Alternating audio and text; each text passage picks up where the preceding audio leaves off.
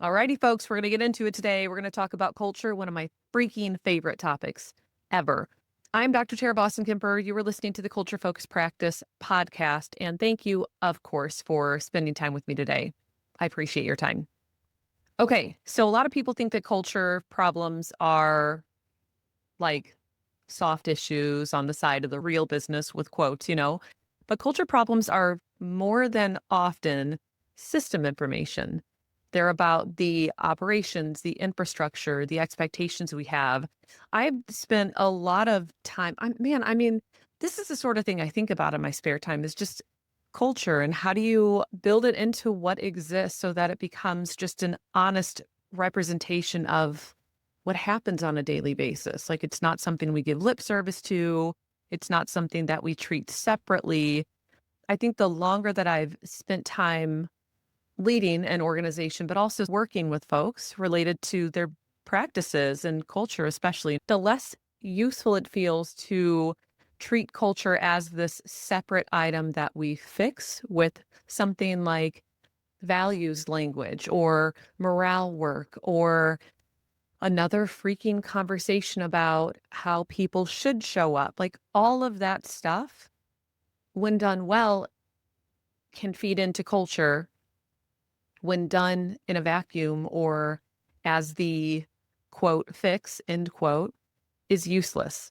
It's futile. It doesn't make any sense to do. So whenever I hear a leader say, we have a culture problem, what they're really doing is saying that they have an issue with people not speaking up or consistent issues returning again and again and again, or people not owning the outcome that they should own, or one specific person keeps rescuing, oftentimes the owner or the visionary, they keep rescuing what is falling through the cracks.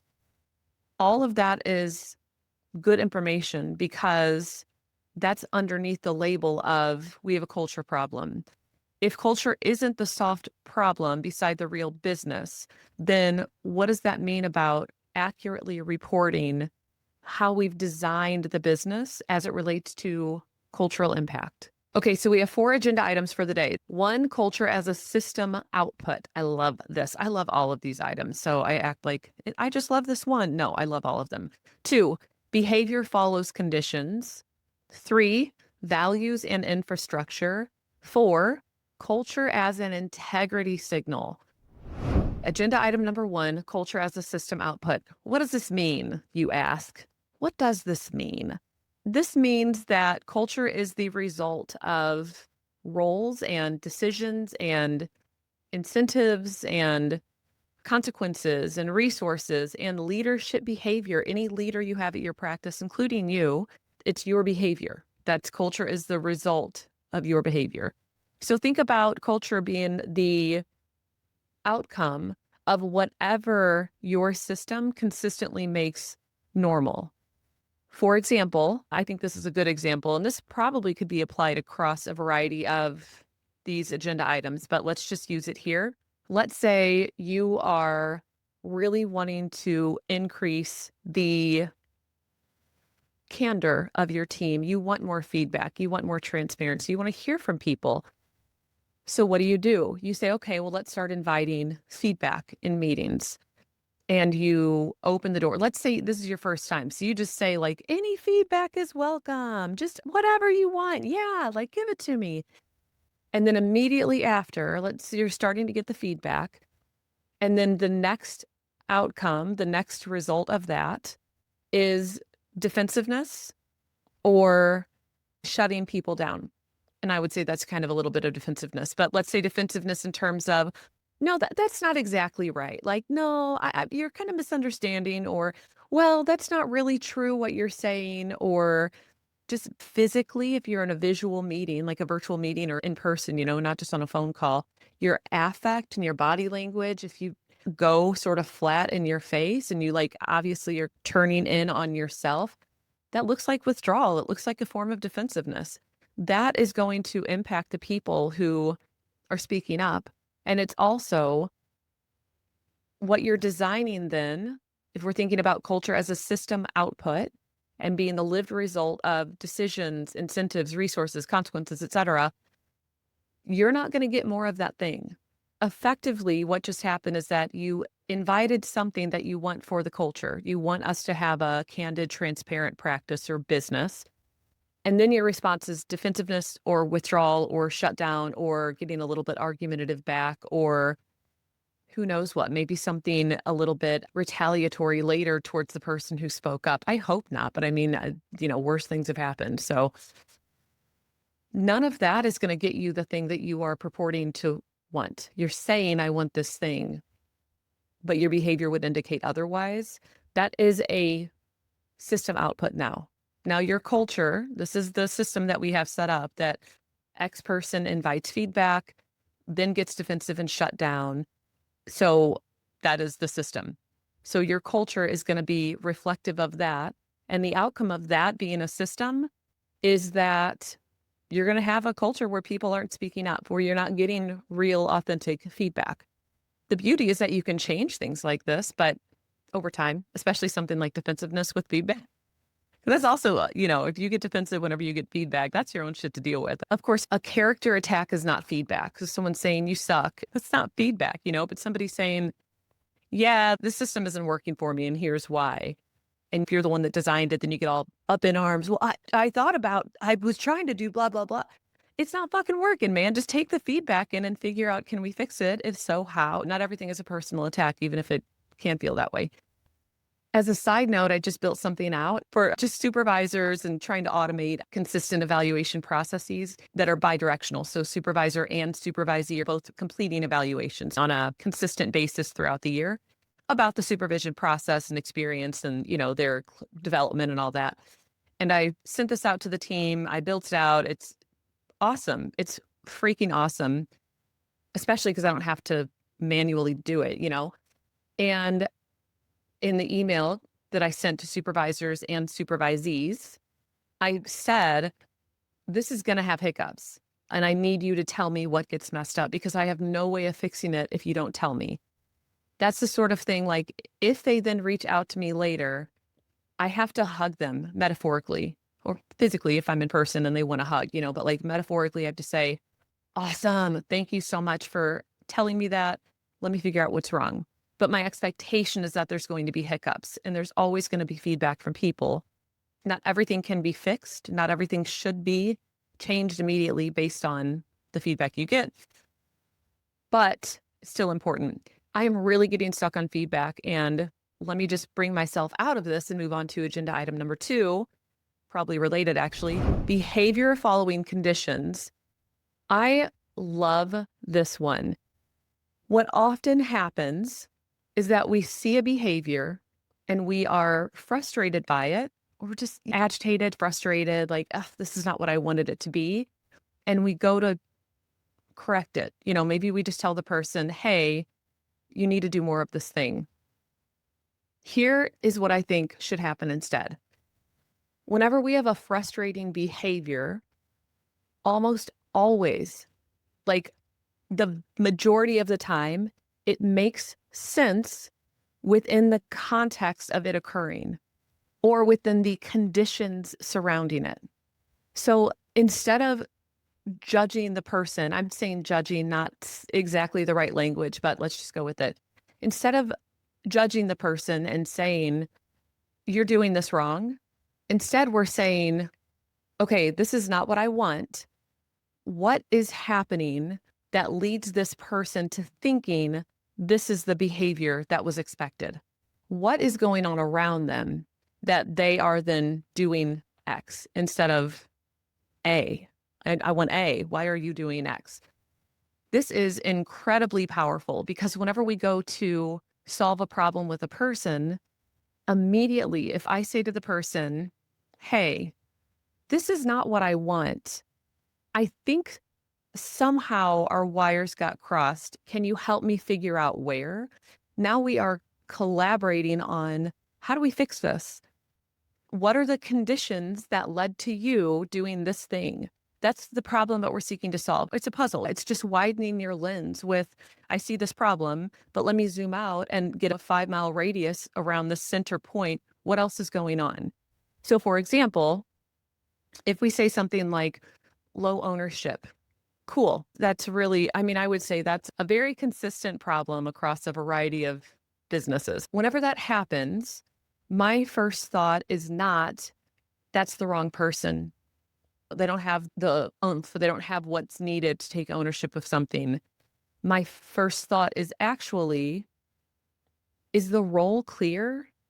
Have the expectations been communicated clearly, verbally, and in writing? Is the outcome, like the expectation in terms of what's the expected outcome of this role or this thing I need done, has that been clearly communicated? Is there like overlap where I'm asking person A to do something, but person B also has aspects of that something, and sometimes they intersect and they overlap and it's confusing. And who's doing what? I don't know where my role ends and this other person begins.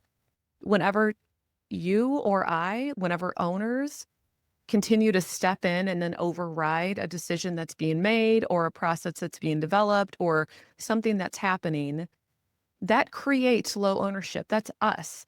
So when we think about there's a behavior that we don't like from a person, again, low ownership, if we go with that, don't stop there. We need to expand and think about what are the conditions that are in place right now? What's the context that create low ownership in this person? That's what we're after. That's one of my favorite things.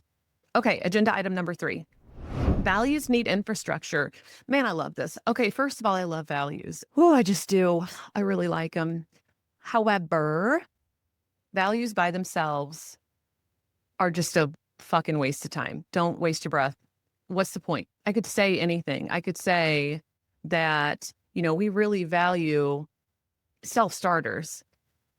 Okay, like how does the infrastructure of the business support that value? What are we expecting to see from that value throughout the practice? So when I say values need infrastructure, values should be lived. Like they are not static, they are alive, they are interactive, they are malleable, they bump up against other boundaries. I always think about pigs at fence lines, how they consistently will like walk a fence line and push against it. Your values should kind of do the same thing where they're like kind of testing, okay, do I fit here? Am I held here? Where do I start to leak out and disappear maybe? They become real. By they, I mean values. Values become real through decisions. They become real through resources, through consequences, again, through expectations. So if we have a value for authentic and candid, then I'm going to reward that whenever it happens. If somebody speaks up to me or says, hey, I need to meet with you about something, and they have a conversation that's candid, maybe hard to have, but they're being forthcoming and they're being upfront about this is what's up, like this is what's bothering me, or this is how I feel, or this is something on my mind, or here's this process that sucks. Again, I need to thank them for doing that. And what I also probably will do is shout out to the team, to the rest of my team, like, hey, shout out to this person for living out this value in this way. Here's what they did. Here's why it's living out that value. So that's values, or values becoming real through, again, decisions, consequences, etc. Additionally, if you have a value, but you have no way of making it practical or assessing what it looks like, it's not really useful because then you have no way of assessing if it's happening. So if you have your values, let's say you have core values, and we have, of course, have core values. We have 5 that we love and have had for a while. And here's what I would say you should do for each of your values if you haven't done this already. You for sure need a clear definition of that value. So you have to operationalize it. What does it mean? How do we define this value? That can be problematic if you don't, because then when you go to do values-based assessments or you have people self-report like, how well do you live out this value? Everybody is self-reporting based on their own understanding of the definition rather than on a shared definition. This has happened to us. I just know this happens. And yeah, anyway, so you need it to be operationalized is my point. Further than that, though, you want a handful of examples. Like, what does this value look like in practice? How would I know that this person was living out this value? These can't be specific to any provider. Like, they can't be specific to a clinical team, for example, because you're operations team or your support staff, they're not going to have the same ability or opportunity to live out values in the way that the clinical team does, because the clinical team is seeing clients and the support staff are not seeing clients. So the living them out, the examples cannot be specific to one role. They need to be sort of practice level. You might have additional examples that are role specific, but in terms of the practice values, for example, not only what is the definition of this, but also what are some higher level, like broad examples? By broad, I mean the full practice, examples of these values. And then if you really want to dig to fancy, you could do role specific. That might be kind of cool. All right, we're going to move on. Again, that was wrapping up values, need, infrastructure. I will die on that hill, for the record. You can't pay lip service to values and then expect people to respect them or know them or try to live them out without any sort of infrastructure to support that happening.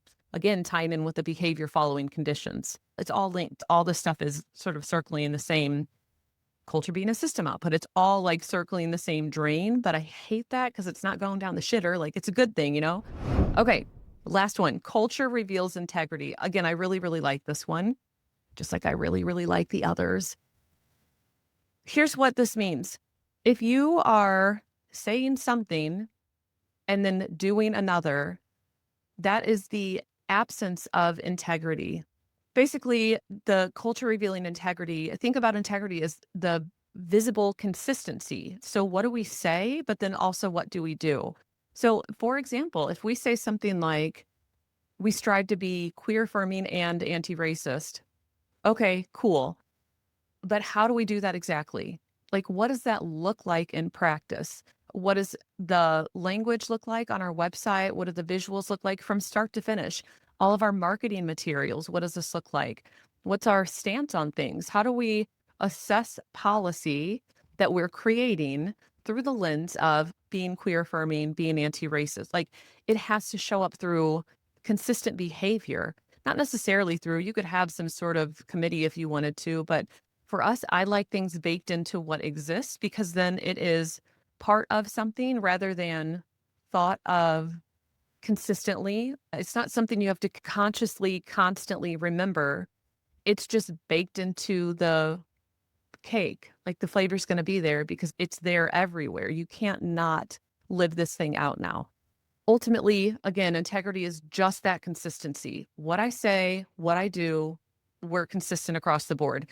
As an example, if you're naming something like care is a value, we care, care comes first, but then you are pushing your support staff or your clinicians to hurry up and get something done. Is the expense care? Because if that's the case, that's not integrity.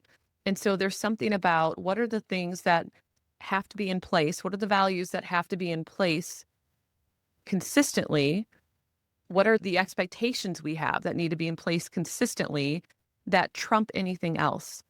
I know for me, there is a 3-point, it's like a 3-dimensional triangle and a little half ball underneath, and the triangle rests on top. And the 3 points are autonomy, business structure, and culture. I'm saying this because that is something that I am constantly weighing in my mind, and it's always moving. It's always shifting a little bit. So the game is, I can't put too much on autonomy. I can't overemphasize that because these other two then fly up. Now we're off balance. I can't overemphasize culture without structure and without autonomy. And I can't overemphasize business structure because now I'm de-emphasizing culture and autonomy. So that's an example of, this to me is not necessarily a value. So it's a way of operating a business, it's a way of maintaining integrity across time. So anytime we go to make a decision about something, especially as it relates to the clinical team or the support staff, I am constantly filtering, does this align with our culture? How are we living out our core values? How are we living out our core focus?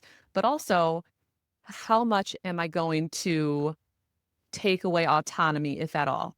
If we're adding the structure in, what's the impact going to be? Is it worth the cost? If the answer is no, then we're not going to do it, or we're going to do a modified version of it. Let's just bring this all home. If I were to ask myself why this topic, honestly, I feel like it's really obvious. I already told you I love culture, but I think that for me, culture is the foundation for the rest of the entire business. So all of the other components of a business are required and necessary, but the foundation on which we build the rest of it out is culture. It's not structure, it's culture. And I think culture can also be baked into structure, for the record. I don't think that they are separate. I just think that one is foundational in terms of this is where we sit. And then, we can build everything else out from there. And if I were to place this on my integrity at scale model, which is formerly the living practice framework, but it's now integrity at scale, this is where culture is interacting with leadership, structure, and feedback systems. Like, that's what's at play in this conversation from today. So if I had one takeaway for you today, I would say choose a current culture problem, expand the view. So again, if your culture problem is a dot on the map, let's expand the radius. Like, okay, how many more miles do we need to go out? Let's go out 5 miles. What's the behavior that you're seeing? What are the conditions that make that behavior make sense? This is where you, again, look into the systems, you look into the infrastructure, you look into your own behavior, you look into a bunch of things. And then change a condition. Don't just go after the behavior. What's the condition that has the biggest impact on the behavior? That's the condition you want to try to change. So that's your task, should you choose to accept. Okay, that's all I have for you today. Of course, subscribe to the podcast if you haven't already, or share this with a friend who needs to hear it. Additionally, in the description, you're going to start to see some related episodes. So if you like this episode, then scooch on over to the description and you can see some related ones to listen in on. All right, peace out. I'll see you next time. Have a great day. Thanks. Bye. Thanks for hanging out with me today. If this episode got your wheels turning, I would love for you to stick around. You can, of course, subscribe wherever you're listening. If you are interested in more ramblings about leadership culture, EOS, and all the weird fucking ways humans make organizations harder than they need to be, head over to my website and join the email list. Until next time, make sure you take care of yourself and the people around you. The shit is hard and we are better together. See ya. Bye.